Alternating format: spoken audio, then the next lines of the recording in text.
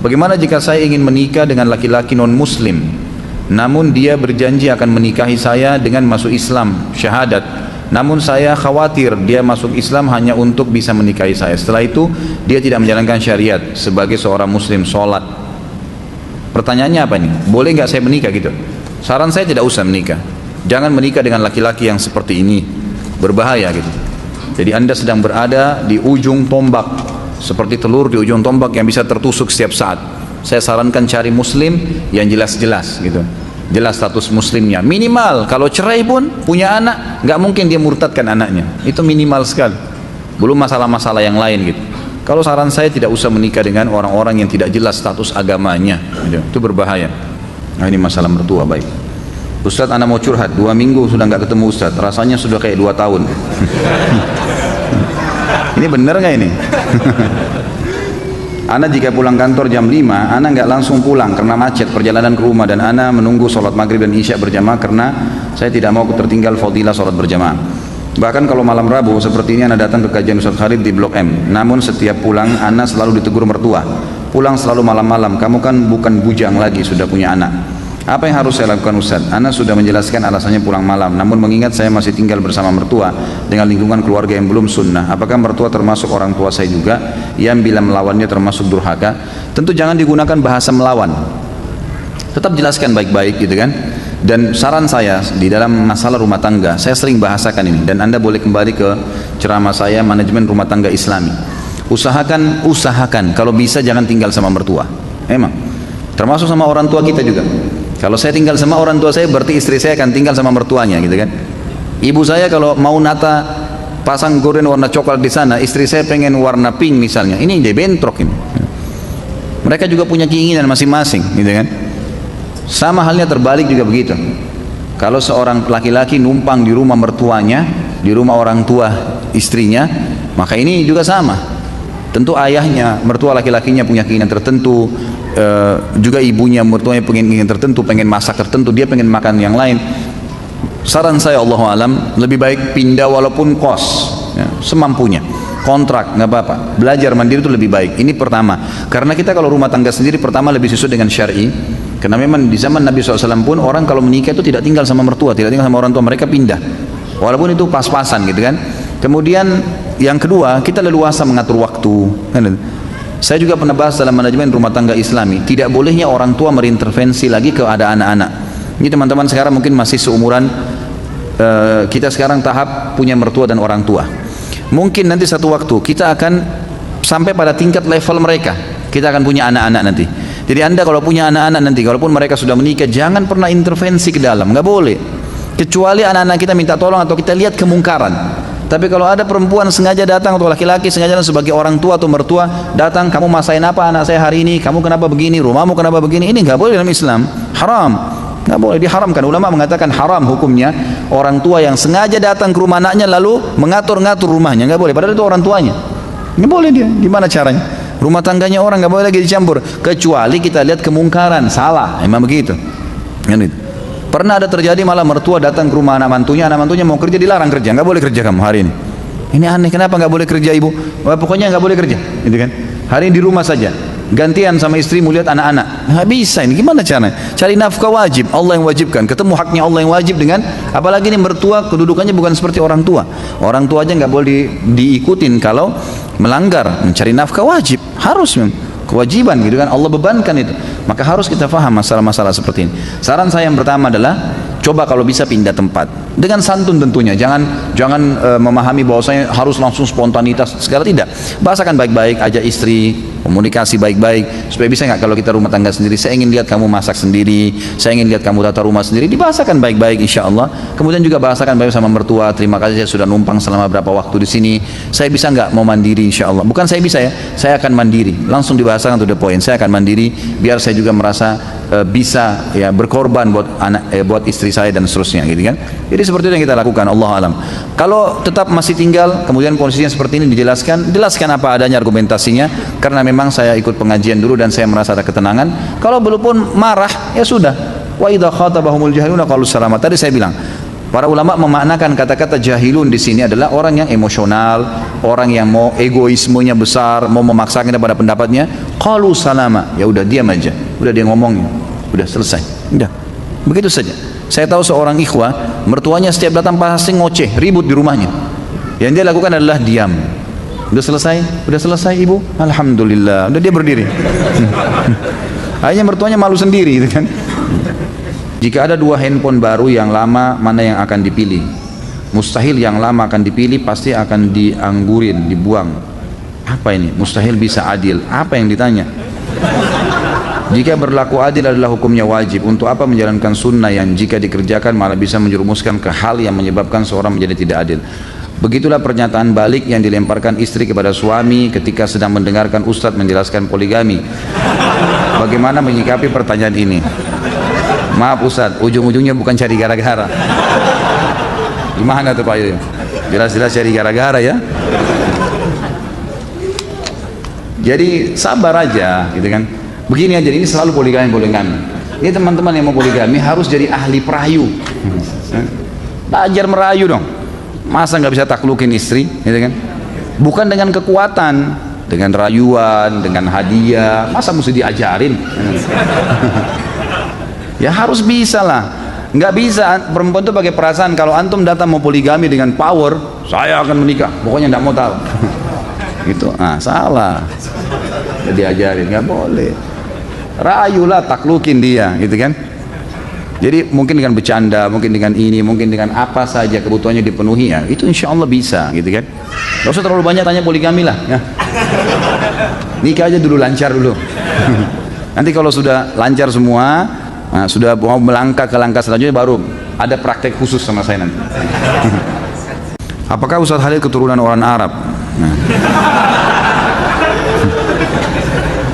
Banyak teman anak keturunan Arab di Indonesia, jika ditanya dalam hal pernikahan, mereka mengatakan tidak boleh menikah dengan selain keturunan Arab, misal dengan pribumi dan lainnya, dan harus menikah dengan keturunan Arab juga dengan alasan agar keturunannya atau marga Arabnya tidak hilang atau terputus. Apakah benar demikian adatnya? Jika demikian, anak orang pribumi tidak mungkin mendapatkan kesempatan mendapatkan orang keturunan Arab. Ini orang baru ikut pengajian apa nih? Karena wanita keturunan Arab biasanya cantik-cantik. Lanjutnya saya nggak usah baca ya. Ini dan kalau laki-laki tampan seperti Ustadz katanya. Ini saya nggak tambah ya. Ada keturunan memang. Ya, kakek-kakek saya dari turunan Yaman. Tapi saya sudah pernah bilang teman-teman sekalian, semua ini marga-marga, suku-suku, bahasa, warna kulit, paras wajah, semua ini adalah variasi kehidupan yang Allah buat. Kita semua dari Adam dan Hawa, gitu kan? Semua dari Adam, tidak ada yang keluar dari Adam dan Hawa. Cuman Allah dengan kemahakuasaannya menunjukkan kebesarannya. Lalu kemudian Allah yang menamakan ini dengan suku-suku tertentu. Itu dulu yang pertama. Dan dalam Islam tidak ada rasisme. Nggak ada dalam Islam, saya Arab, saya Indonesia, saya bule, saya ini, tidak ada dalam Islam semua itu. Karena kata Nabi SAW, la farqa baina Arabin wa ajamin illa bittaqwa. Nggak ada perbedaan antara Arab dan orang ajam selain Arab kecuali dengan ketakwaan. Tidak ada sama sekali. Itu memang sudah jelas satu. Jadi itu asasnya, kita muslim tidak ada bedanya. Dan sudah cukup kalau masuk dalam saf salat, mau orang Arab, mau orang bule, mau orang Afrika, sama semua masuk saf, gitu kan. Nggak ada bedanya, jenjang sosialnya, ekonominya sama. Dan saya sudah pernah sampaikan teman-teman sekalian, hati-hati dengan fanatisme rasisme ini ya. Itu nggak boleh sama sekali. Jadi misalnya hadis yang pernah saya sampaikan bahwasanya ada orang-orang dari Ansar ya, dari Muhajirin, dari orang-orang Ansar, dari satu orang Ansar bercanda. Ini sama-sama turunan Arab dari sahabat Nabi di Madinah waktu Nabi SAW masih hidup. Orang Ansar ini keluar dari masjid habis sholat asar lalu bercanda sama teman-temannya semua, ada Muhajir, ada orang Ansar. Dia bilang, hai orang-orang Ansar kesini yuk kumpul-kumpul. Muhajirin nggak boleh ikut ya. Kalau kita mungkin, ini orang Betawi ngumpul sini, sana orang Jawa nggak boleh ikut. Misal contoh, bercanda. Nah orang-orang Muhajir ini juga dengar teman-temannya orang Ansar bercanda, dia juga bercanda. Ayo Muhajir kesini yuk. Ansar nggak boleh ikut-ikut ya, gitu. Sambil ketawa-ketawa mereka gitu. Subhanallah, dengan hikmah Allah Nabi SAW pas keluar dengar itu. Dikatakan dalam hadis Bukhari, raut wajah beliau berubah. Lalu beliau mengatakan, da'ha fa innaha mumtinah. Segera berhentikan ini karena ini penghancuran, gitu kan. Dalam hadis yang lain dikatakan, tinggalkanlah karena ini yang membinasakan kalian. Nggak ada dalam Islam itu, gitu kan. Ini penting. Termasuk di dalamnya masalah pergaulan, pertemanan, patokannya ketakwaan, pernikahan, semua itu. Cuma memang dalam Islam khusus masalah pernikahan kita tidak dipaksa, gitu kan? Boleh menikah dengan siapa saja. Tetapi ada anjuran dalam Islam untuk menikah dengan sepadan namanya. Sepadan itu sekufu. Kufu itu bisa masuk juga maknanya sama makanannya, sama bahasanya, ya gitu. Sama postur tubuhnya, ya, mendekati warna kulitnya. Itu semuanya itu namanya kufu. Kata Nabi SAW begini, wa ankihul akfa minkum, menikahlah dan terimalah lamaran orang yang sepadan dengan kalian. Sepadan ini maknanya luas ya, maknanya luas. Saya pernah berikan contoh waktu saya ceramah di Makassar. Ada kurang lebih pertanyaan, bagaimana kalau kami orang Bugis atau orang Makassar ini menikah dengan orang Jawa, Ustaz? Sama-sama Muslim, sama-sama Indonesia, tapi tradisi kami berbeda, gitu kan? Tradisi teman-teman di Jawa lain, teman-teman di Sulawesi lain. Ini dalam Islam dibolehin enggak nih kalau kami nggak mau nikah sama orang Jawa? Saya jawab, itu boleh dalam Islam. Kalau kita khawatir ada perselisihan yang akan terjadi karena beda tradisi, walaupun kita disatukan di bawah naungan Islam. Tapi boleh kalau mau nikah. Boleh tidak menikah, boleh menikah. Itu hak mereka memilih. Masalah dia nanti menikah boleh, tapi ingat, menikah dengan orang yang berbeda tidak sekufu dengan kita. Misal orang Indonesia nikah sama orang bule, ini hidup di alam mana, makanannya lain, cuaca biasa negaranya berbeda, kemudian kita juga terbiasa dengan makanan, terbiasa dengan pakaian dan seterusnya, lalu menikah. Bolehkah sama-sama Muslim? Boleh, tapi ingat, kita harus butuh ekstra, ada ekstra adaptasi, kan? Harus adaptasi dengan makanannya, dengan kebiasaan keluarganya, hal-hal yang mubah dalam Islam, maka itu harus ada adaptasi. Kalau bisa silahkan, gitu kan? Kalau tidak, maka lebih aman orang yang sepadan. Tapi boleh, bukan tidak boleh. Kita lihat Nabi SAW waktu di zaman beliau itu ekspansi Islam sudah ada ya, tapi rata-rata istri beliau dari orang-orang Arab di Madinah dan di Mekah, gitu kan? Ada Maria Kipti dari Mesir, tapi satu orang itu. Artinya boleh, bukan tidak boleh. Tetapi berarti kita harus punya ekstra. Ini kalau memang berbeda sama sekali ya. Lain kalau kayak misalnya dibahasakan tadi sama akh yang bertanya. Ada turunan Arab kayak saya dan teman-teman yang lain, turunan tinggal di Indonesia. Sudah sebahasa, sudah sama-sama sama cuacanya, sama keadaannya, maka tidak ada masalah. Dan orang-orang yang fanatisme seperti ini sebenarnya tidak benar, gitu kan? Mengatakan kami turunan Arab tidak boleh nikah kecuali dengan orang Arab. Itu pemahaman agama nggak benar. Bilal radhiyallahu anhu dinikahkan oleh Nabi SAW dengan Zainab, gitu kan? Salah satu wanita yang terkenal dari orang Mekah, tuan istrinya Bilal itu. Dulu bisa membeli Bilal di zaman jahiliyah. Zaid bin Haritha dinikahkan juga dengan Zainab, yang lain juga ada wanita namanya Zainab. Dua-dua wanita terkenal, orang-orang dari Muhajirin yang terkenal di Mekah. Jadi kayak istri wanita pejabat, tapi dinikahkan oleh Nabi SAW. Karena dianggap mereka hanya sudah kufu masuk ke Islam, sudah sama-sama tinggal di Madinah, sudah saling mengerti, nggak ada masalah. Jadi fanatisme sepertinya tidak benar, gitu kan? Tapi jangan juga kita menggunakan bahasa-bahasa yang tidak santun. Misal begini, mentang-mentang saya bukan orang Arab, kamu nggak mau. Itu nggak boleh ya. Mentang-mentang saya bukan orang Jawa, kamu nggak mau. Jadi kita seperti menjatuhkan dia, seakan-akan harus kamu terima. Belum tentu kan gitu. Karena bisa saja kita juga nanti tidak sekufu. Nanti gini, ada orang, saya kasih contoh yang lain. Ada orang sekolahnya terlalu tinggi, si laki-laki atau si perempuan, menikah dengan orang yang tidak berpendidikan misalnya. Dan ini nanti mungkin bisa masuk, tapi harus ekstra adaptasi. Karena retorika bahasa berbeda, ini berbeda memang nggak bisa gitu kan. Maka akan sulit. Ada bisa, tapi adaptasi ekstra. Beda dengan orang kalau sudah satu bahasa dari satu kampung, sama makanannya, kita sebutin makanan apa dia sudah paham, ya, udah langsung tahu, kan berbeda. Ini sudah lebih paham, ini kan lebih enak masuknya, tapi tetap boleh, bukan tidak boleh. Dan saya bilang teman-teman saudara turunan Arab atau turunan yang lain, seperti ini fanatisme nggak boleh dalam Islam, tidak boleh. Tapi kalau ada orang yang melamar, dia lihat takut anaknya nggak sekufu, dia punya hak untuk itu. Misal orang ini memang terlalu jauh, tidak mengerti sama sekali keadaan keluarga itu, boleh. Dari manapun dia punya hak untuk itu. Karena ini mesti difahamin. Allahu a'lam. Tadi disebutkan perceraian li'an itu abadi dan mahar tidak dikembalikan. Pertanyaan saya, bagaimana dengan cerai khulu? Apakah mahar dikembalikan ke suami atau milik istri? Bagaimana hukumnya jika saat terjadi khulu suami mengikhlaskan mahar, namun satu hari kemudian ia meminta mahar tersebut dikembalikan? Mohon penjelasannya Ustaz. Teman-teman yang belum tahu khulu adalah wanita yang sudah tidak mau lagi tinggal bersama suaminya, kemudian dia mengajukan kepada pemerintah setempat, kalau kita pengadilan, supaya khulu itu dari khala itu ditarik secara paksa hak kekuasaan suami. Maka si hakim akan lihat, kalau khulu yang diajukan oleh si istri ini masuk akal, memang karena suaminya pemabuk, suaminya jahat, segala macam hal yang dia lakukan, gitu kan, maka akan diizinkan oleh wali untuk terjadi khulu. Cuman kalau khulu ini terjadi, sama, dia tidak bisa kembali lagi sebenarnya. Khulu itu sudah ditarik berarti secara paksa, hampir sama dengan li'an tadi. Ya Allah, jazakallah khair. Ini kapan mau dibacanya ini? Udah nggak usah nulis lagi, berhenti ya. Stop. Ini masih banyak nih. Antum sudah tahu tradisi saya menjawab teman-teman sekalian bukan oh iya ini boleh ini nggak boleh selesai. Enggak. Saya selalu merincikan pertanyaan. Jadi jangan banyak-banyak. Insya Allah sudah cukup. Sampai mana tadi? Khulu. Untung ada guru saya. Jazakallah khair. Jadi khulu itu kalau diajukan tercabut haknya si suami, tapi si hakim melihat kalau memang istri ini betul-betul terzalimi, ada bukti-buktinya, maka dia menentukan khulu. Nah, syaratnya si istri memberikan mahar, memang harus. Kalau istri yang mau mencabut haknya, hak kuasa suami, harus dia kembalikan maharnya. Ini sesuai dengan kejadian di zaman Nabi SAW, ada seorang sahabiat yang dia tidak bisa lagi tinggal bersama suaminya karena dia merasa terganggu. Dia menemukan banyak aib pada diri suaminya yang dia kalau mau didekati oleh suaminya merasa terganggu sekali. Maka dia pun mengatakan, ya Rasulullah, boleh nggak saya ajukan perceraian? Kata Nabi SAW, kalau kau kembalikan maharnya silahkan. Maka si perempuan mengatakan, baik saya kembalikan maharnya. Kebetulan waktu itu dikasih kebun kurma yang luas.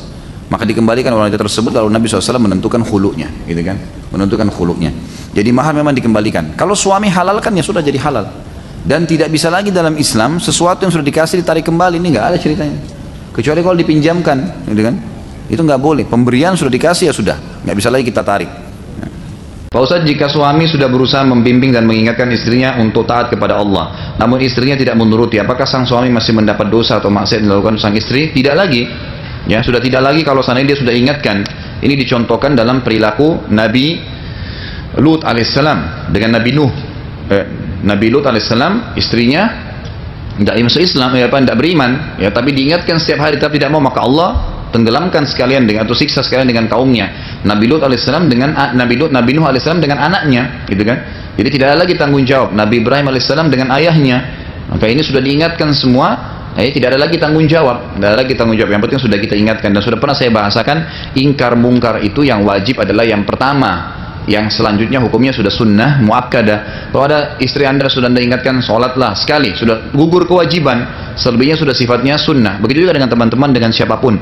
Kalau kita sudah pernah ingkar mungkar sekali, sudah gugur kewajiban, sudah sifatnya sunnah. Setelah itu tidak ada lagi tanggung jawab yang berat pada hari kiamat sebenarnya. Tapi ya kerugian kalau kita membiarkan, gitu kan. Apakah istri sudah manufos boleh digauli? Boleh saja. Yang penting dia tidak haid dan nifas, gitu kan. Sudah tidak haid, tidak nifas lagi, tidak ada masalah. Asal si istri memang bisa. Karena biasanya wanita manufos ini tidak bisa melayani suaminya. Ya. Tapi kalau memang dia masih bisa menggauli, masih bisa digaulin, dia masih bisa memuaskan suaminya, maka tentu dianjurkan. Jadi tidak ada masalah.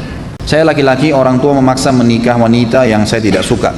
Apakah saya berdosa jika tidak mematuhinya? Sedangkan laki-laki tidak perlu wali dalam pernikahan.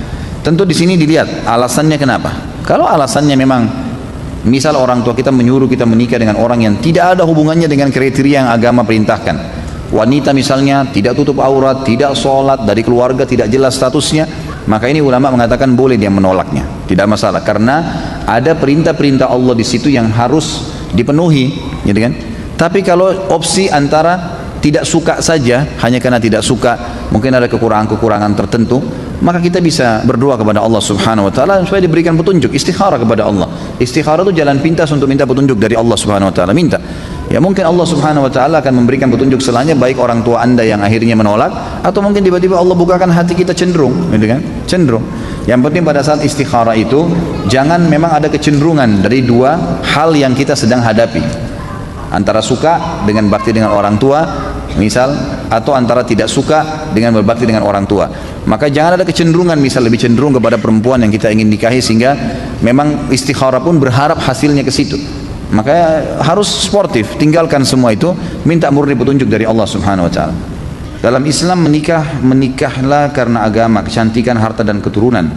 Jika akan menikah, apakah sebaiknya dilakukan cek pemeriksaan medis kedua pasangan untuk mengetahui ada tidaknya penyakit seperti kista atau miom, perbedaan resus darah plus dan minus atau positif negatif yang dapat mempengaruhi mendapatkan keturunan, atau lillahi ta'ala. Karena ada saudara ana yang menikah, ternyata setiap punya anak sudah 3 kali berturut-turut umurnya tidak lebih dari 5 tahun lalu meninggal.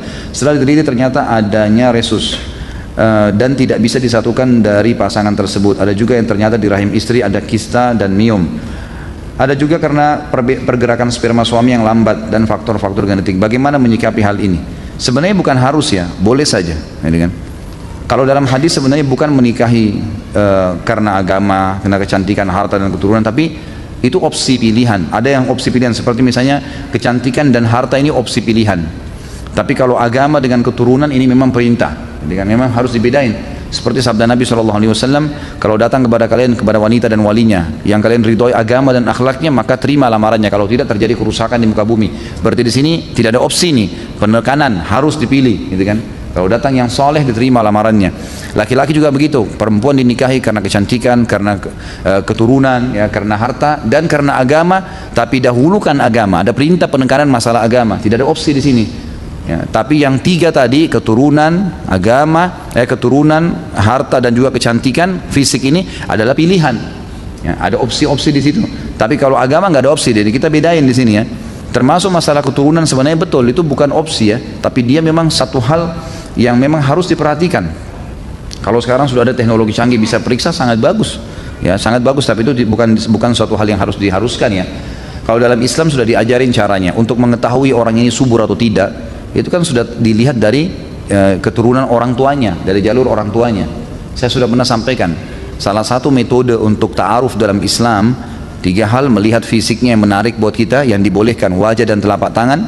Kemudian kita melihat untuk mengetahui nanti gen kita ke bawah keturunan, baik itu secara fisik, subur atau tidak, atau secara karakter. Kita cukup melihat keluarga ayahnya, keluarga ayah laki-laki dan keluarga ayah perempuan ini dilihat. Kalau umumnya mereka subur, punya keturunan banyak, gitu kan, secara fisik kita lihat mungkin orangnya kita ingin keturunan kita nanti tinggi besar atau berkulit putih misalnya, itu semua dari gen ayah, jalur ayah si perempuan dan jalur ayah si laki-laki. Kalau karakter, jalur ibunya, ya, jalur ibu si istri dan jalur ibu si suami, itu sudah cukup sebenarnya, sudah cukup. Tapi kalau ada orang mau mengadakan penelitian atau pengetesan secara medis, itu boleh-boleh saja, nggak ada masalah, gitu kan. Itu insya Allah tidak ada masalah, tidak ada larangan dalam masalah itu ya. Tapi tidak dikatakan salah kalau orang tidak melakukannya, karena ini sudah diajarkan. Dan yang ketiga, kita melihat setelah mengenal keluarganya, kita melihat lingkungannya, di mana dia bekerja. Jadi kalau mau menikah tinggal tanya, kamu kalau weekend kemana saja? Oh, saya kalau weekend biasanya di karaoke ini, biasa di diskotik ini, biasa saya minum bir di sini dan seterusnya. Ya sudah tahu lah, itu kan. Nah, jadi sudah bisa diambil. Tapi kalau saya kalau weekend ke taklimnya Ustadz Khalid di Blok M, nah misalnya kan lain. Ustadz, saya mau bertanya, bagaimana bila calon suami atau istri memiliki pengetahuan agama yang kurang dibanding calon suami atau suami memiliki pengetahuan agama yang kurang dibandingkan istrinya atau calon istrinya, bagaimana menyikapinya? Ya, tetap ditanggap kalau dia sudah jadi suami. Kalau sudah jadi suami, maka tugasnya ya istri kita mengingatkan, memberikan masukan, gitu kan? Memberikan masukan, memberikan berdakwah di situ, mungkin dengan kaset, mungkin dengan buku, mungkin dengan mendiskusikan kalau hasil pulang dari pengajian, gitu kan. Tapi kalau calon pasangan belum menjadi pasangan, maka saya tetap mengingatkan, memprioritaskan orang yang faham agama. Kalau yang dimaksud di sini adalah tidak ada pemahaman agamanya, sangat minim. Bahkan seringkali kita temukan ada akhwat kita yang mengatakan, oh calon suami saya melamar ini sholatnya masih bolong-bolong, tapi dia janji mau nanti sholat 5 waktu kalau sudah nikah. Ini janjinya kepada calon istrinya, bukan kepada Allah, gitu kan. Jadi kalau dia marah dengan istrinya, berhenti sholatnya nanti, gitu kan. Jadi ini tidak benar. Ya, kalau ini yang Anda maksudkan penanya ini, maka jangan jadikan sebagai calon pasangan, ya kan gitu. Jadi kalau pengetahuan agama yang dimaksud karena dia tidak menjalankan hukum-hukum Allah, maka jangan. Ya insya Allah masih banyak manusia, gitu kan, masih banyak hamba-hamba Allah. Kadang-kadang kita punya penyakit, jemaah sekalian. Manusia ini seringkali dikurung oleh setan dengan bingkian dia buat sendiri. Saya kalau tidak nikah sama orang ini, saya nggak bisa hidup. Siapa yang bilang itu? Anda sendiri yang bilang. Masih banyak manusia lain kok. Allah ciptain miliaran manusia. Yang penting Anda yakin insya Allah kepada Allah, pasti masih bisa. Kecenderungan kita yang lahir itu kan karena kita cuma sudah mengenal saja. Kalau enggak, maka sama saja. Jadi jangan ragu, insya Allah masih banyak makhluknya Allah. Bagaimana jika istri capek bekerja, malamnya tidak mau melayani hubungan biologis suami dengan alasan harus saling menghargai karena istri capek? Yang suruh istrinya kerja ini siapa? Untuk apa kerja? Melayani suami dapat pahala hukumnya, bekerja itu cuma sunnah. Bagaimana caranya gitu? Tentu saja keliru si istrinya. Dia harus meninggalkan pekerjaannya menyebabkan dia capek dan melayani suaminya. Itu hukum agama. Kecuali kalau dia mau pakai hukum dia sendiri, ya lain. Bagaimana sikap terhadap mertua yang ikut tinggal bersama saya? Apakah saya harus apakah sama haknya dengan orang tua? Ini semua sudah saya jawab tadi, jadi tidak sama ya. Kalau masalah mertua Anda tinggal boleh, silahkan. Sangat positif saja. Itu termasuk perbuatan yang baik sekali. Jadi apalagi pada saat mertua kita tidak mampu, maka bagus sekali. Biarkan tinggal nama kita di bawah naungan kita, malah bagus kita bersedekah gitu kan. Mungkin pada saat safar, kalau laki-laki ini yang bertanya misalnya, maka pada saat safar istrinya ada yang temani mahramnya, sangat baik, nggak ada masalah. Tapi bukan kedudukannya seperti orang tua, nggak mungkin. Saya bilang tadi, kalau ada sesuatu yang mertua kita inginkan dan kita memiliki pekerjaan yang mendesak, kita boleh mendahulukan hak kita, boleh, tidak berdosa itu. Tapi kalau orang tua nggak boleh, nggak bisa. Harus didahulukan orang tua kita dari diri kita sendiri, karena memang perintah Allah untuk berbakti di situ. Bagaimana hukum KB dalam Islam, baik spiral, suntik maupun pil? Apakah itu termasuk membunuh keturunan? Tentu saja tidak. Membunuh ini membunuh, jadi sudah tadi saya bilang kalau sudah 4 bulan ada ruhnya, lalu sengaja digugurin, nah itu membunuh. Kalau menggunakan spiral, menggunakan alat KB sebelum terjadi kehamilan, itu tidak ada masalah. Dalam banyak hadis, diantaranya hadis Bukhari, bahwasanya para sahabat mengatakan kami dulu berazal. Azal itu menumpahkan sperma di luar kemaluan istri karena tidak mau hamil. Sementara Al-Quran, ayat Al-Quran turun dan kami tidak dilarang. Jadi dibolehkan berazal itu. Dan azal ini ulama tarik sampai sekarang dengan menggunakan alat-alat ya KB ini, dan kalau memang tidak ada hubungannya dengan hal-hal yang haram, gitu kan? Jadi nggak ada masalah. Ini di zaman Nabi SAW ada. Jadi yang membunuh memang sudah ada fisiknya lalu dibunuh. Nah, itu yang dimaksud. Apa yang harus kita siapkan untuk diri kita agar menjadi pantas untuk berumah tangga? Mengetahui poin dan mengetahui hukum-hukum Allah yang merupakan poin-poin atau pilar-pilar rumah tangga. Itu yang penting. Yang paling penting cuma itu, satu, sederhana. Anda tahu apa yang Allah tugaskan untuk Anda terhadap istri, dan istri terhadap suami, kemudian terhadap anak-anak, kemudian terhadap tetangga, bagaimana membangun rumah itu dengan cara Islami, itu sudah cukup. Itu sudah yang paling penting gitu kan. Jadi bekali diri dengan mengikuti pelatihan-pelatihan pernikahan misalnya, atau membaca buku-buku tentang masalah rumah tangga terlebih dahulu sebelum menikah gitu kan. Jika suami istri sama-sama bekerja, kemudian sang istri karena kesibukannya tidak menjalankan kewajibannya sebagai istri, apakah pihak suami tetap harus memberikan nafkah? Tentu saja, nafkah tetap berjalan, kewajiban. Kecuali memang dia kufur, keluar dari agama Islam, kemudian dia tidak 100% tidak menjalankan kewajibannya, itu maka tentu saja tidak apa-apa, tidak diberikan nafkah. Tapi kalau hanya sesekali terbengkalai, mungkin karena sibuk, mungkin karena lupa, mungkin karena sakit, maka itu tidak ada masalah, tetap berjalan. Apakah ada dalil menunjukkan kedudukan mertua dibandingkan kedua orang tua? Apa tips memberikan bakti kepada orang tua dan mertua? Sama saja ya. Tetap orang tua diprioritaskan. Mertua itu umum, kerabat. Kita berbuat baik karena punya hubungan kerabat dengan pasangan hidup kita. Jadi berbeda, tidak seperti kedudukan kedua orang tua. Jadi kalau mertua meminta sesuatu misalnya, dan kita memang merasa ada sesuatu yang mendesak yang lain, kita masih bisa minta maaf, nggak ada masalah, nggak berdosa itu. Sama dengan umumnya kerabat kita. Tapi kalau orang tua nggak bisa nolak jadi dosa, nggak bisa. Karena berbakti pada mereka adalah sebuah kewajiban, dan ini tidak berlaku pada mertua. Jadi kita tetap berbuat baik pada mertua kita, sebagaimana posisi dia sebagai orang tua pasangan kita, tapi dia tidak sama sekali mencapai derajat kedua orang tua. Juga saya ingin titik beratkan di sini teman-teman sekalian, bagi laki-laki kewajiban bakti dengan orang tua nomor 1 sampai dia meninggal, dan orang tuanya juga meninggal, gitu kan? Artinya kalau orang tuanya meninggal lebih dulu tetap dia wajib bakti. Kalaupun ya orang tuanya masih hidup, tetap dia harus lakukan sampai dia meninggal, ya, sampai dianya meninggal dia lakukan kebaktian. Kalau perempuan berbeda, setelah dia menikah maka diprioritaskan adalah suami, ya, adalah suami. Bakti pada orang tuanya nomor 2 kan, memang sudah begitu hukum syar'inya. Maka setiap muslimah harus bisa memahami hukum syar'i ini, sehingga dia tidak menahan suaminya untuk berbakti dengan orang tuanya. Dan harus pahamin teman-teman sekalian, cemburu itu harus pada hal yang berbau pelanggaran agama saja, titik, nggak lebih daripada itu. Jadi tidak benar kalau seorang wanita cemburu dengan mertua perempuannya, cemburu dengan iparnya, saudari daripada suaminya, itu nggak boleh. Pada tantenya suaminya, ya itu bukan tempatnya untuk cemburu di situ. Atau kadang-kadang yang cemburu dengan anaknya sendiri. Ini nggak boleh. Jadi dia harus prioritaskan, ya, dia harus bagaimana mendukung agar suaminya tetap berbakti pada orang tuanya. Begitu pula dengan suami, kata para ulama, mestinya dia bisa memberikan peluang kepada istrinya untuk tetap berbakti walaupun dia boleh memprioritaskan dirinya.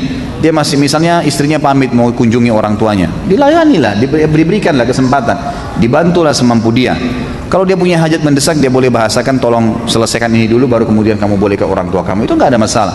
Tapi harus difahamin poin di sini yang sering terjadi adalah istri menjadi penyebab suaminya tidak berbakti pada orang tuanya. Bahkan ada yang tidak pernah lagi ya mengunjungi orang tuanya hanya karena istrinya selalu mendesak, dia mengatakan tidak ada waktu buat saya saja, apalagi harus ke ibumu, apalagi harus ke ayahmu dan seterusnya. Ini tidak boleh. Atau merasa cemberut, tidak senang kalau mertuanya datang. Bagaimana Ustaz? Kalau mertua saya cerewet, ya itu resiko. Kan itu resiko hidup. Kan itu. Layani, sabar. Kan dia rewel, dia bicara, ya sudah. Ya benar kita sampaikan, maaf tapi seperti ini. Ya, kita jelasin apa adanya dan sabar. Ada orang dicoba di mertuanya, ada orang dicoba di orang tuanya, ada orang dicoba di saudaranya, ada orang dicoba di anaknya, ada yang dicoba di pasangan hidupnya. Dia bersabar, ya, dia bersabar lalu itu. Allah SWT menilai semua dengan pahala insyaallah. Apa benar hadis yang berbunyi barang siapa yang melakukan hubungan suami istri malam Jumat, Kamis malam, maka pahalanya sama dengan membunuh 100 Yahudi? Ini dari mana hadisnya? Hah? Ini hadis maudhu, dusta, nggak pernah ada. Sudah kalau mau berhubungan aja, nggak usah bawa hadis. Apalagi 100 Yahudi. Ini siapa yang iseng bertanya nih? Kalau mau bunuh Yahudi yang benar, datang ke Palestina. Nah itu baru benar. Apa pandangan Ustaz jika kita ikhwan menikahi wanita yang sudah pernah menikah lalu bercerai sedangkan kita belum pernah menikah dan usia lebih muda? Nggak ada masalah, halal, yang penting menikah, jangan zina gitu kan. Nggak ada masalah. Jadi kalau anda nikah dengan janda boleh, anda nikah dengan perawan boleh, sebagaimana juga sama sebaliknya, berarti janda boleh nikah dengan laki-laki bujangan atau dengan orang duda, itu tidak ada masalah. Makanya Nabi SAW menikahi Ummu Salamah. Ummu Salamah pernah menikah dengan Abu Salamah, suaminya meninggal, dinikahi oleh Nabi SAW, gitu kan. Khadijah juga radhiyallahu anha pernah menikah dengan suami yang sebelumnya, kemudian menikah, Nabi SAW menikahi. Gitu kan. Pernah juga ada sahabat Nabi seperti Abdurrahman bin Auf radhiyallahu anhu dan beberapa sahabat-sahabat Nabi yang lain waktu hijrah dari Mekah, kemudian mereka menikah dengan wanita-wanita dari Ansar. Satu waktu Abdurrahman bin Auf datang, sudah pakaiannya bagus, berubah keadaannya, lalu Nabi SAW tanya, ada apa ya Abdurrahman, apakah kau sudah menikah? Kata dia mengatakan, iya ya Rasulullah. Kata Nabi SAW, perawankah atau janda? Kata dia, janda ya Rasulullah. Kata Nabi SAW, tidakkah perawan sehingga dia lebih dekat denganmu dan kau lebih dekat dengannya? Tapi di sini dibolehkan, dia tidak ada masalah. Itu bukan sebuah larangan dalam Islam, bahkan dibolehkan. Yang penting tetap tolok ukurnya adalah keimanan dan kesolehannya itu. Ketika pernikahan sudah berjalan 2 tahun, belum dikaruniai anak atau keturunan, maka istri semakin trauma, semacam sindrom, di mana hanya mau berhubungan ketika masa subur saja, karena disitulah kemungkinan akan jadi anak. Sedangkan sang suami kadang ingin berhubungan di luar masa subur, tetapi istri menolak dengan alasan capek dan lain-lain. Bagaimana hukumnya? Nggak boleh. Hukumnya haram, kecuali kalau istrinya sakit. Kalau hanya traumatis ya tidak boleh. Karena alasan itu waswas syaitan. Harusnya membaca a'udzubillahi minasyaitonirrajim. Kata Nabi SAW dalam hadis Bukhari, kalau seandainya seorang istri sedang berada di corong asap rumahnya dan dipanggil oleh suaminya untuk berhubungan biologis, maka dia harus datang segera. Dia layanin suaminya, kecuali ada udzur syar'i. Udzur syar'i sedang haid, sedang nifas, itu kan sedang sakit, nggak bisa memang, nggak ada kekuatan, itu lain. Tapi kalau nggak ada udzur hanya karena tadi katanya traumatis satunya, itu waswas syaitan. Dan saya sarankan istri yang seperti ini harus ruqyah, itu termasuk waswas syaitan. Lalu istri mengasih opsi merangsang suami dengan tangan istrinya tanpa menyentuh kemaluan istrinya. Ini tidak boleh kecuali suaminya ridho. Kecuali suaminya ridho baru boleh. Kalau enggak boleh. Sama halnya dengan melakukan oral seks, mencium kemaluan masing-masing pasangan, itu dibolehkan. Imam Qurtubi menukil masalah itu dan di bukunya juga dirincikan panjang lebar. Tapi harus ada syaratnya. Tidak ada ikrah, bukan paksaan. Karena dalam hubungan biologis harus semuanya ridho, nggak boleh maksa. Bagaimana pandangan Islam mengenai nikah beda agama, Ustaz? Baik, kalau kita mulai dulu dari laki-laki muslim. Bolehkah laki-laki muslim menikah dengan wanita non-muslim? Dirincikan lagi oleh para ulama. Kalau yang dinikahi wanitanya adalah ahli kitab, Yahudi atau Nasrani, ini dibolehkan. Kembali kepada surah Al-Maidah ayat 5. Ya, di mana Allah SWT menjelaskan dengan sangat jelas. Ditanyakan kepada Muhammad, apa yang telah dihalalkan untuk mereka, dibolehkan untuk orang Islam, apa itu? Qul uhilla lakumut thayyibatu wa ma qul uhilla lakumut thayyibat wa ma allamtum, sebentar dulu. Ayatnya gini. Al-yawma uhilla lakumut thayyibat. Hari ini aku halalkan bagi kalian segala yang baik-baik. Wa ta'amul ladzina utul kitaba hillun lakum wa ta'amukum hillun lahum. Makanannya ahli kitab, sebagian ulama tafsir mengatakan sembelihannya. Selama sembelihan mereka bukan hewan yang diharamkan dalam Islam, bukan babi, bukan anjing, bukan yang diharamkan, maka halal seperti ayam, kambing, sapi dan seterusnya, gitu kan? Dan makanan kalian halal buat mereka. Kemudian dikatakan wal muhsanatu minal mu'minati wal muhsanatu minal ladzina utul kitaba min qablikum. Dan juga Allah halalkan buat orang-orang yang beriman itu wanita-wanita yang baik-baik dari mereka dan wanita-wanita yang baik-baik juga dari ahli kitab, Yahudi dan Nasrani. Dikatakan idza ataitumuhunna ujurahunna muhsinina ghairu musafina wala muttakhidhi akhdan. Kalau kalian bisa memberikan hak-hak mereka, melindungi mereka, menafkahi mereka, gitu kan? Wa may yakfur bil imani faqad habita amalu. Siapa yang memungkiri ini, hukum bolehnya ini, berarti dia pungkiri keimanan kepada Allah SWT, maka amalnya semua bisa habis, ya. Jadi Allah SWT melarang, gitu kan, tetap harus kita pegangi. Jadi kalau wanita ahli kitab dibolehkan. Kalau anda bertanya lagi dan sering bertanya pengajian begini, Ustadz masih adakah ahli kitab? Masih ada sampai hari kiamat, gitu kan. Semua yang mengaku pengikut Nabi Musa sampai hari kiamat dikatakan Yahudi. Yang semua yang mengaku pengikut Nabi Isa sampai hari kiamat namanya Nasrani, dan Yahudi dan Nasrani tidak akan pernah hilang. Karena kalau anda bilang tidak ada, berarti semua hukum berhubungan ahli kitab di Al-Quran dan Sunnah dihapus, gitu kan? Tidak ada, jadi tetap berlaku. Jadi tetap saja berlaku itu.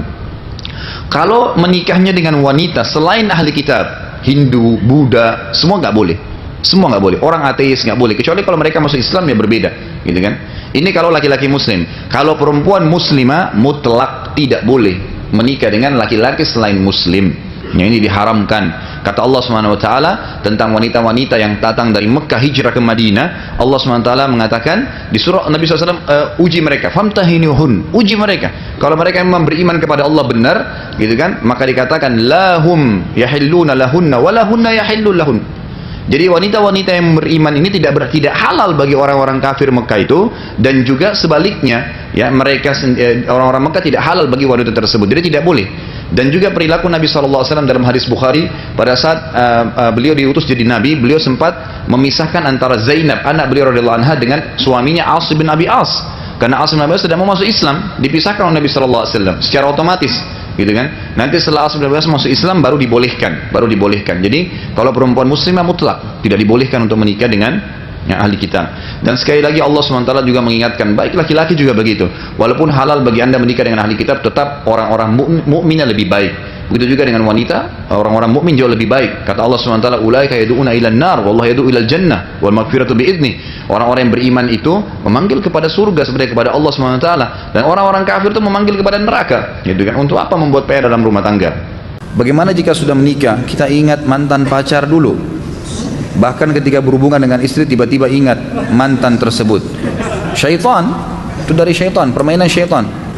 Jadi kata ulama, salah satu permainan syaitan pada saat sedang berhubungan biologis selain melupakan baca doa yang Nabi SAW ajarkan, siapa yang ingin menggauli pasangannya dia membaca Allahumma jannibna minasyaitan wa jannib syaitani ma razaqtana. Jauhkanlah kami dari syaitan dan jauhkan syaitan dari apa yang kau karuniakan kepada kami. Kata Nabi SAW, kalau Allah karuniahi anak, maka anak tersebut tidak akan pernah diganggu oleh syaitan selamanya. Kata ulama, tidak akan pernah nakal, gitu kan. Dalam hadis yang lain, syaitan akan berpartisipasi dalam hubungan biologis itu kalau dia tidak baca. Salah satu kiatnya syaitan melupakan orang membaca, dan kalau suami sudah baca berarti sudah gugur kewajiban istrinya, gitu kan. Kemudian yang kedua juga adalah kiat syaitan membuat seseorang mengkhayal yang bukan pasangannya, dan ini juga secara medis tidak sehat, gitu kan. Makanya kalau kita baca, termasuk di buku ini dan di buku-buku yang lain berbicara masalah biologis dalam Islam, itu dianjurkan selalu menatap pasangan, membuka mata. Sama dalam sholat, kita nggak pernah kenal tutup mata kecuali lagi tidur. Selain tidur nggak ada. Sholat nggak ada tutup mata. Tutup mata permainan syaitan. Kata Nabi SAW, Allah terus memandang wajah seorang hamba selama matanya terbuka melihat tempat sujudnya.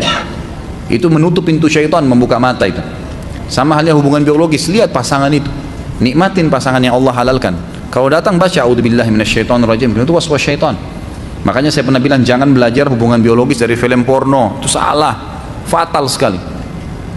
Memang syahwatnya cepat bangkit, tapi akan membuat dia tidak akan menikmati pasangannya. Karena yang tampil pasti orang yang lebih baik daripada suaminya, lebih baik daripada istrinya, otomatis. Kalau tidak dilakukan oleh pasangannya, dia kecewa. Tapi kalau tidak, maka dia akan menikmati apa adanya. Dan itu alami. Kata para ulama biologi sebenarnya sesuatu yang alami.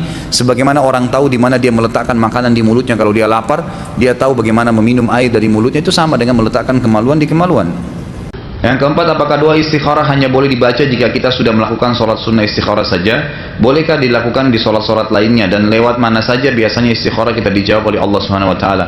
Kalau doa dan zikir yang dikhususkan oleh Nabi SAW di waktu atau tempat tertentu, nggak boleh anda baca di tempat dan waktu yang lain. Seperti misalnya doa masuk kamar mandi, nggak boleh dibaca kalau mau makan kan? Karena memang itu ada tempat dan waktunya. Doa mau makan juga seperti itu, doa habis makan memang ditentukan waktunya atau tempatnya. Sama halnya doa istikharah, memang itu dikhususkan pada saat sholat istikharah atau selesai istikharah gitu kan. Jadi memang dia tidak dibaca di waktu yang lain, ya tidak dibaca di waktu yang lain karena ada pengkhususan waktu atau tempat. Jadi sebaiknya memang tidak dibaca. Kemudian dikatakan lewat apa? Biasanya umumnya ulama berijtihad, ada yang mengatakan melalui mimpi, mungkin mimpi saja, tiba-tiba melihat sesuatu yang positif tentang orang itu, atau negatif bisa saja, gitu kan? Atau malah yang lebih umum terjadi kecenderungan. Ya kata ulama yang paling umum itu Allah buat kecenderungan dalam hati kita. Kecenderungan itu kecenderungan positif, gitu, kecenderungan positif. Jadi kita kadang-kadang mungkin lebih cenderung dengan orang tersebut. Ya makanya kalau istikharah juga ulama mengatakan harus dikosongkan dulu rasa sukanya. Karena kalau ada si A dan si B yang akan menikah dengan kita atau akan kita nikahi, itu tidak boleh ada kecenderungan. Misalnya lebih cenderung kepada si B, sehingga pada saat istikharah pun hatinya tetap berharap yang ini yang Allah kasih petunjuk, gitu kan? Jadi memang dikosongkan, minta petunjuk kepada Allah Subhanahu Wa Taala, karena Allah lebih tahu, Allah Subhanahu Wa Taala lebih tahu, gitu. Disunnahkan setelah akad nikah sholat 2 rakaat. Tapi bagaimana bila pengantin wanita pada saat akad nikah dalam keadaan haid dan 3 hari berikutnya baru suci? Tidak ada masalah, itu kan sunnah, hukumnya sunnah. Dan lebih dianjurkan yang sholat itu adalah laki-laki. Setelah kalimat akad nikah, bertemu dengan istrinya, kemudian diantara sunnahnya adalah dia memegang ubun-ubun kepalanya dengan tangan kanannya sambil membaca doa. Dan doa ini dibaca untuk istri yang baru dinikahi dan untuk kendaraan yang baru dibeli. Jadi teman-teman ini kalau beli motor, beli mobil, sama doanya itu. Dipegang ubun-ubunnya kalau kita bagian depan kendaraan tersebut, yang jelas ubun wanita istri, dan mengatakan Allahumma inni as'aluka khairaha, ya Allah saya minta kebaikannya, wa khaira ma jubilta alaiha, dan kebaikan yang kau bebankan di atasnya atau terhadapnya, wa a'udzubika min syarriha, dan saya minta dijauhkan dari keburukannya dia, wa syarri ma jubilta alaiha, dan keburukan yang telah terbebankan di atasnya. Seperti itu. Berapa lama biasanya jarak berlangsung proses ta'aruf sampai menikah? Bolehkah jika sampai setahun lamanya? Itu tergantung anda, gitu kan. Kalau saya sih nggak lama-lama. Untuk apa setahun, gitu kan? Terlalu lama setahun itu. Ya kalau memang sudah niat mau menikah, dilihat, saya katakan tadi kata kunci ta'aruf dalam Islam cuma 3. Lihat sesuatu yang menarik dari lawan jenis kita itu. Boleh melihat orang yang akan kita nikahi atau akan menikah dengan kita, boleh dilihat apa yang menarik dari dia. Kata Nabi SAW dalam hadis sahih, lihatlah sesuatu yang menarik dari orang yang akan menikah denganmu atau yang kau nikahi. Jadi lihat, mungkin ada yang menarik kulitnya, mungkin wajahnya. Umumnya itu biasanya orang melihat kepada wajah, gitu kan. Jadi sudah umum, saya sudah pernah sampaikan dalam masalah manajemen rumah tangga ini. Yang kedua, kenali keluarganya. Setelah kenali fisiknya, kenali keluarganya. Kenali fisik ini melihat saja ya, jangan nanti disalahpahami lagi, nanti dipelintir. Karena di Indonesia banyak orang mengatakan kenali fisiknya sampai disuruh buka baju, gitu kan. Nah ini tidak benar semuanya, gitu kan. Jadi yang kedua itu kenali keluarganya. Saya sudah katakan tuh hari, kalau keluarga ibunya itu mewariskan karakter, sifat. Kalau keluarga ayahnya adalah fisiknya. Ya bagaimana nanti keturunan kita secara fisik itu ikut keluarga ayah. Kemudian yang ketiga kenali lingkungannya. Boleh ditanya kerja di mana, berteman sama siapa saja, gitu kan. Kalau teman-teman dia memang orang yang biasa sholat, memang biasa berpuasa, ibadah, dari cerita dia, keadaan keluarganya juga begitu, berarti sudah cukup. Lalu anda lengkapkan dengan istikharah. Orang mukmin tidak perlu banyak raguan, karena ragu itu was-was dari syaitan, membuat ragu. Apalagi kalau anda ingin ibadah, dibuat ragu luar biasa, beragam macam, termasuk masalah pernikahan. Akhirnya tertunda dan tertunda, gitu kan. Cukup istikharah, selesai. Kalau anda sudah tenang, ada kecenderungan, tidak selamanya hasilnya mimpi, maka melangkah saja. Setahun itu malah waktu yang sangat lama sebenarnya, gitu kan, yang akhirnya membuat tergantung permasalahan. Tidak perlu sampai selama itu. Mandi junub boleh bareng nggak sama pasangan? Boleh, silahkan, tidak ada masalah, nggak ada larangan di situ. Ustaz, apakah suami yang bisa dikendalikan istri atau suami yang takut sama istri termasuk suami yang dayuth? Tentu saja, tentu saja. Ada apa mesti takut sama istri? Kenapa harus takut? Istri itu disayangi, dilindungi, bukan kita takut. Emang kenapa? Mau apa sih istrinya sampai ditakutin? Tidak masalah apa? Gitu. Jangan ditakuti istri, dilindungi, dididik, ya kan? Disayangin, kan itu yang benar. Kenapa harus takut? Kalau apakah itu dayus? Tentu saja. Karena dayus ini istilah dalam hadis adalah bagi laki-laki yang tidak bisa mendidik istrinya, meluruskan kesalahannya. Cinta yang sebenarnya adalah pada saat seseorang itu meluruskan kesalahan pasangannya dan mendukung kalau dia berbuat benar, itu baru cinta. Kalau antum nikah, semuanya yang dibuat oleh pasangan kita dikatakan cinta walaupun salah kita benarkan, ini bukan cinta namanya. Cinta itu kalau salah ya disalahin, diluruskan, dibantu dia keluar dari kesalahannya, dan kalau dia benar diberikan dukungan. Anak hasil zina dalam kulum perempuan tidak ada wali, lalu bagaimana dia menikah? Menggunakan wali hakim. Menggunakan wali hakim pemerintah, ada di KUA. Apakah ketika bercerai pasangan atau pasangan meninggal berarti imannya berkurang lagi setengah sebagaimana awal menikah dulu untuk menyempurnakan iman? Bukan begitu maksudnya ya. Artinya orang yang sudah menikah, sudah pernah menikah, dia telah menyelamatkan setengah agamanya. Kalau pasangannya meninggal, cerai, ya tentu saja dia berusaha untuk bisa berumah tangga lagi kalau memang Allah mudahkan, kecuali wanita yang memang anaknya masih kecil-kecil, itu memang dianjurkan, bahkan punya fadilah. Kata Nabi SAW, salah satu wanita ahli surga adalah wanita yang pada saat suaminya meninggal dan memiliki anak-anak yang masih kecil, dia bersabar membesarkan mereka dan tidak menikah karena takut mereka terbengkalai. Itu dijamin masuk surga. Tapi kalau selain keadaan ini, misalnya wanita anak-anaknya sudah besar, dia mau menikah, silahkan saja, tidak ada masalah. Itu boleh-boleh saja gitu kan. Bahkan dianjurkan agar setiap muslim jangan tidak berumah tangga. Bagaimana dengan salafus saleh yang tidak menikah namun ilmunya kita nikmati hingga sekarang? Apakah mereka termasuk hadis Nabi SAW? Apakah mereka, apa ini maksudnya? Apakah mereka termasuk tidak menjalankan hadis Nabi mungkin ya? Setahu saya seperti Imam Nawawi rahimahullah, beliau meninggal umur muda memang. Bukan beliau tidak mau nikah ya, memang beliau ingin fokus di awal-awal umurnya dengan menghafal buku, menuntut ilmu, tapi beliau tetap niat menikah. Ternyata meninggal sebelum menikah. Tidak pernah dinukil kepada kita bahwasanya salaful ummah menolak pernikahan, belum pernah. Pasti mereka mau menikah. Cuman ada yang tidak sempat menikah sampai meninggal. Ya, kalau penuntut ilmu yang paling masyhur adalah Imam Nawawi rahimahullah. Beliau memang tidak sempat menikah, gitu kan? Tapi ini ulama nukil kisahnya, dikatakan bahwasanya beliau memang ingin fokus ke ilmu sampai pada tingkat tertentu, kemudian baru beliau menikah. Tapi ternyata meninggal sebelum itu. Jadi sebenarnya bukan menolak hadis Nabi SAW. Ketika siklus haid habis, suami mendatangi istri, namun ternyata 3-4 hari berikutnya ternyata kotor lagi. Apakah mereka berdosa? Tentu tidak. Kalau sudah suci ya. Karena begini, masa siklus haid itu pasti ada, setiap wanita tahu. Umumnya kata ulama fikih 3 hari sampai 7 hari. Lebih dari batas 7 hari ini sebenarnya dihitung dengan istihadah. Istihadah artinya darah yang menyerupai haid, tapi bukan haid. Pada saat itu wanita sudah harus mandi suci dan beraktivitas seperti biasa, sholat, puasa, berhubungan biologis dengan pasangannya, gitu kan? Kalau pada saat 3 hari berlalu, ini batas minimal ya. Karena di bawah 3 hari umumnya ulama fikih tidak mengatakan haid. Ya, tidak mengatakan haid. Jadi kalau 3 hari berarti dihitung haid. Tiba-tiba sudah bersih di hari keempat, kemudian digauli oleh suaminya dengan sangka mereka, prasangka mereka sudah bersih, ternyata setelah itu keluar lagi darahnya, maka berarti dia sebenarnya sedang menggauli di masa haid. Umumnya memang wanita yang memiliki 7 hari masa haid, ini umum dalam buku-buku fikih kita, 7 hari biasanya 3 hari darahnya banyak, hari keempat itu sudah mulai sedikit sampai hari ke-7. Jadi jangan sampai terpengaruh hanya karena mengatakan oh cuman setetes kemudian boleh berhubungan, tetap tidak boleh, hukumnya dilarang dalam agama. Tapi kalau mereka tidak tahu karena berprasangka itu adalah bersih, maka tidak ada masalah insya Allah. Kita seringkali mendengar bahwa jodoh itu merupakan suatu takdir Allah Subhanahu wa taala. Yang saya tahu bahwa takdir itu terbagi menjadi 2 macam, takdir muallak dan takdir yang dapat diubah sesuai dengan usaha dan ikhtiar kita. Seperti jika kita ingin menjadi siswa yang berprestasi, maka anak tersebut harus rajin belajar. Dan yang kedua takdir mubrom, yang artinya takdir yang tidak dapat diubah seperti kematian. Dalam nikah yang saya ingin tanyakan Ustaz, jodoh itu merupakan kategori takdir yang mana? Apakah dia masuk dalam takdir muallak atau takdir apa ini? Iya. Baik.